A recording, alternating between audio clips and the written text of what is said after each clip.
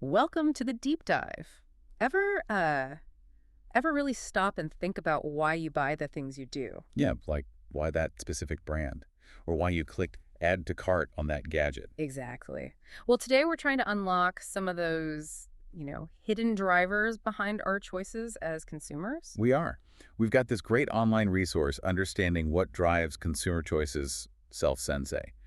It's sort of a guide to the psychology of shopping. hmm And our mission really is to pull out the main psychological ideas that influence us. Right, so you can understand what's going on maybe in your own head when you're deciding whether to buy something. Hopefully make us all a bit more aware. Okay, so where do we even start with these hidden forces? Well, a good place is probably how our brains cope with all the choices. I mean, there are so many. Right, it's overwhelming sometimes. Totally. So our brains use these mental shortcuts, heuristics, to be more efficient. Heuristics, like little rules of thumb. Exactly. Usually helpful, but they can lead to these predictable errors in judgment, these biases. And marketers, they often know about these. Okay, biases.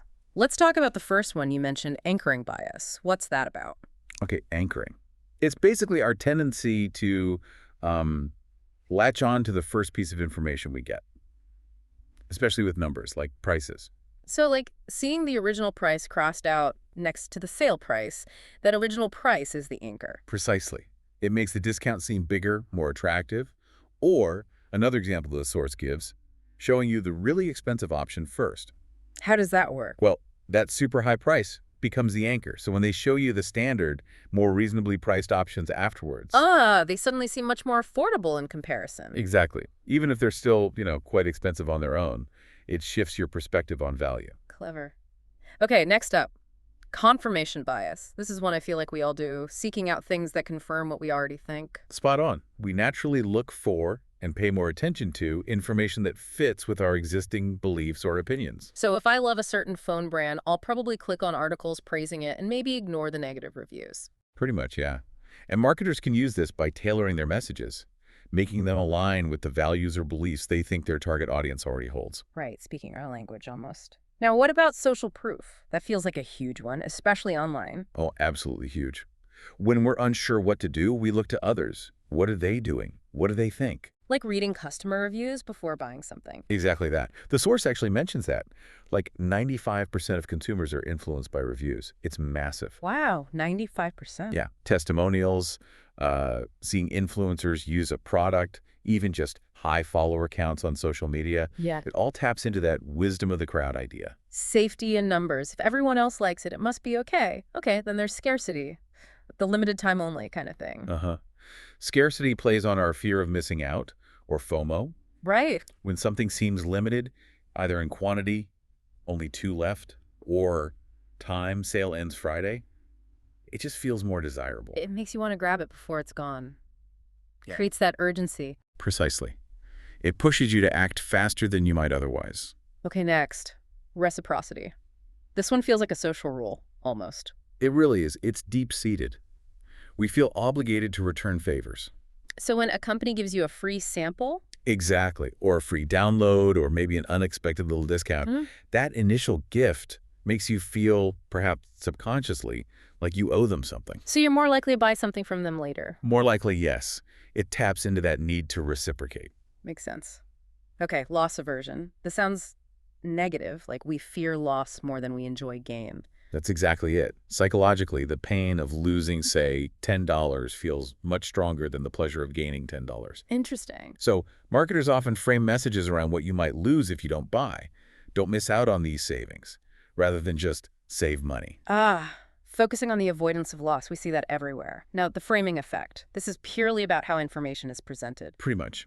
The way you frame the same information can totally change how people perceive it. The source gave the 80% lean versus 20% fat example for ground beef, right? Perfect example. 80% lean sounds much healthier and more appealing, even though it's the exact same product as the one described as 20% fat. Just the wording. It really is amazing how that works. What about the mere exposure effect? Does that mean just seeing something repeatedly makes us like it? Essentially, yes. Yeah. Even subconscious exposure. The source explains that repeated exposure to a brand, a logo, a jingle tends to increase our liking for it over time. Without us even realizing it's happening. Often, yeah, it builds familiarity, And familiarity often breeds comfort and preference. It's why consistent branding and advertising works. Just being around makes a difference. Okay, then the bandwagon effect. How is that different from social proof? They sound similar. They are related, definitely. Social proof is more about looking for guidance when you're uncertain. The bandwagon effect is more about wanting to do what everyone else is doing, to fit in, to be part of the trend. Ah, okay, so seeing bestseller on a book makes you think, lots of people are reading this. Maybe I should too. Exactly. It leverages that desire to join the crowd, to be part of what's popular. Got it. And the last one on this list, the Zeigarnik Effect.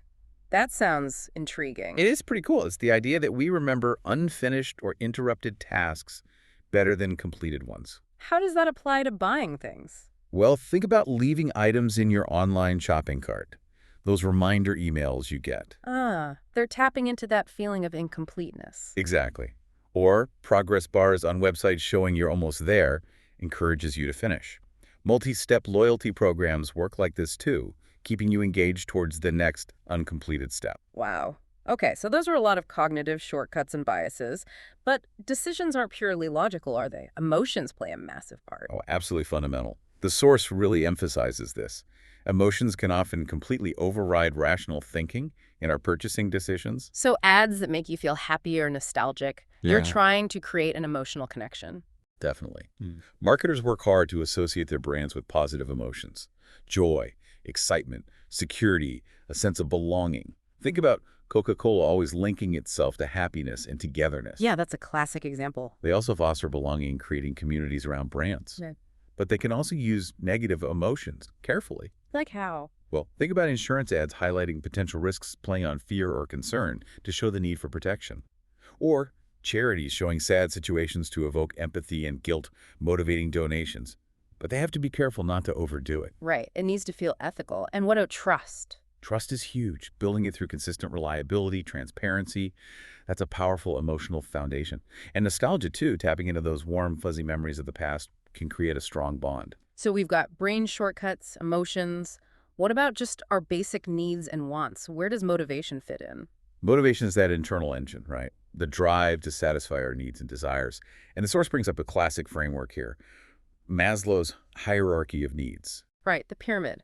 Physiological needs at the bottom, then safety, belonging, esteem, and self-actualization at the top. Exactly. And the idea is that marketers often target their products towards fulfilling needs at a specific level. So, like, selling bottled water targets a basic physiological need. Uh-huh. While maybe an expensive watch targets esteem, needs, status, recognition. And maybe a dating app targets love and belonging. Precisely. Or adventure travel could target self-actualization, personal growth, fulfilling potential. The key is understanding which needs are most relevant to your audience and realizing those needs can change. Makes total sense. Okay, so we're motivated, we have emotions, we use shortcuts, but how do we actually interpret the marketing messages we see? That's perception, right? Yes, and the source stresses that perception is reality for the consumer. It's how we individually select, organize, and make sense of all the information coming at us. And lots of things influence that process. Oh yeah, the sensory stuff itself, colors, sounds, smells, the feel of a product. Yeah.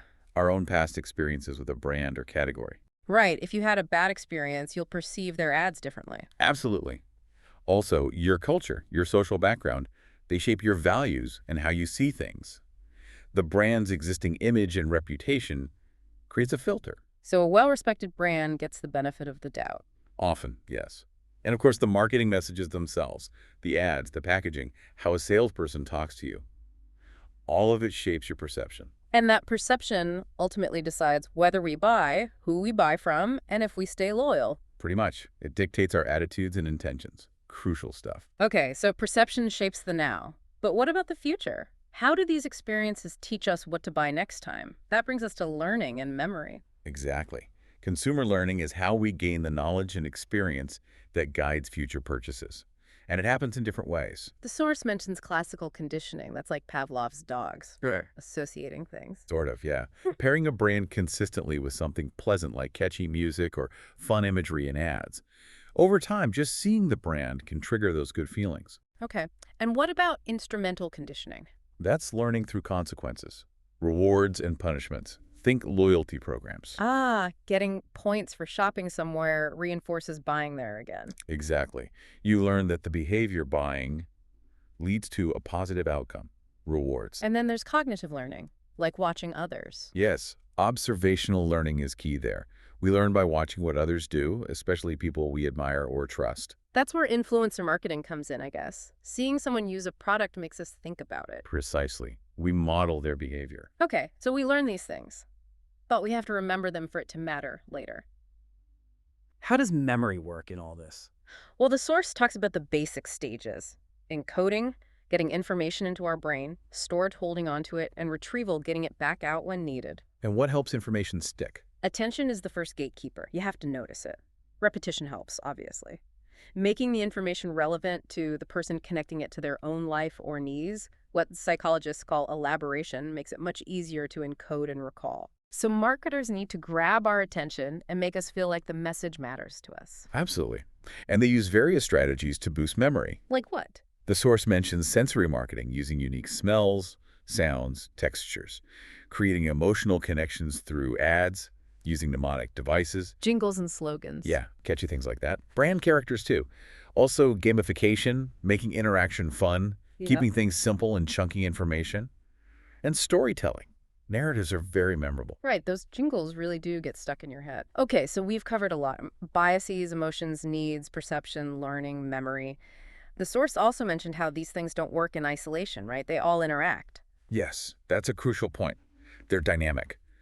For example, feeling scarcity might make you rely more heavily on a quick heuristic, like social proof. It's almost gone, and everyone else wants it. I better get it now. So they amplify each other sometimes. Exactly. These psychological drivers weave together in complex ways to influence that final decision. And it's also worth remembering, as the source pointed out, that memory isn't like a perfect video recording. Right. It's active, constructive. New experiences and information can reshape our existing memories of brands or products over time. It's constantly being updated. Well, this has been a really eye-opening look into the psychology behind why we buy things, using the Self-Sensei resource as our guide. It's pretty amazing how many subtle factors are influencing us. It really is. And understanding these drivers, even a little bit, gives you insight, not just into marketing, but into your own habits as well. Definitely. So maybe a final thought for everyone listening. Think about the last purchase you made. Could be anything. Which of these principles we talked about, anchoring, social proof, emotion, maybe scarcity, which ones might have played a part in that decision, even unconsciously? Yeah, reflecting on that. What does it tell you about how these hidden influences work on you personally? Something to chew on. And if you want to dig deeper, definitely check out the Self-Sensei stuff or look into more resources on consumer psychology. It's a fascinating field. Absolutely. Yeah. There's always more to learn. Well, thanks for joining us on this deep dive. We'll catch you on the next one.